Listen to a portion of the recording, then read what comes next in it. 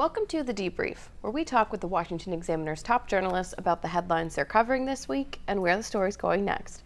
I'm Sarah Westwood, and I'm here today with senior editor David Mark.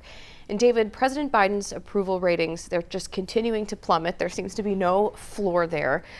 He got some more negative ones this week. Can any Democrat survive when the president is that unpopular? It's interesting. We've seen President Biden's approval ratings go down in a couple of polls to like 33% or so, which you would think would be political death and bring down other Democrats running for office in the midterms. But it's not really turning out that way. At least in a few cases, Democratic candidates are able to separate themselves from Biden for whatever reasons. They're saying maybe they have different policies or they have their own ideas, or it's local political trends. Sometimes it has to do with rather weak Republican opponents. But at least in some cases, it looks like Democrats have a chance to survive, but we'll see.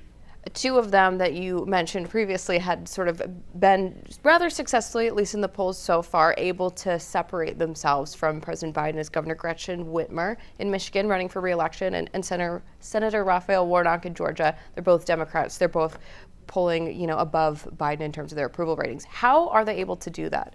These are both really top targets for Republicans, or had been, and it's frustrating for them that these Democrats are riding high in the polls. Governor Whitmer in Michigan is running against what's now a crowded primary field. One candidate will be selected as the Republican nominee on August 2nd.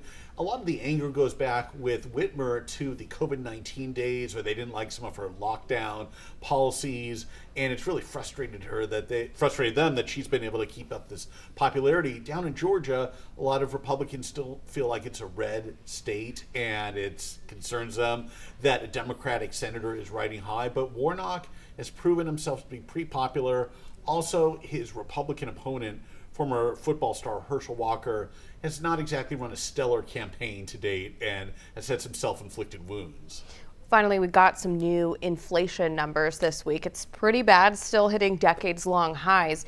Politically, how might this affect Democrats, beyond just pulling down Biden's approval ratings? Does it make them seem out of touch if they're not talking about it? What are some of the effects of this? The basic problem for Democrats is that the issues their base seems to care about is not aligned with what Americans generally want. Of course, that's a generalization. Abortion and gun control are big on the Democratic agenda. Members of their own party, some people are aligned with them, but really what people care about are inflation, now up to 9.1%, which is not something we've seen for 40 years since the early Reagan administration, and really going back for several years before that. And gas prices are still up there. They're all intertwined. So I think that's going to be much more of a driving force in this election cycle. Well, David, thank you so much for being here today. Thank you. You can get more reporting from David and the rest of the political team at washingtonexaminer.com.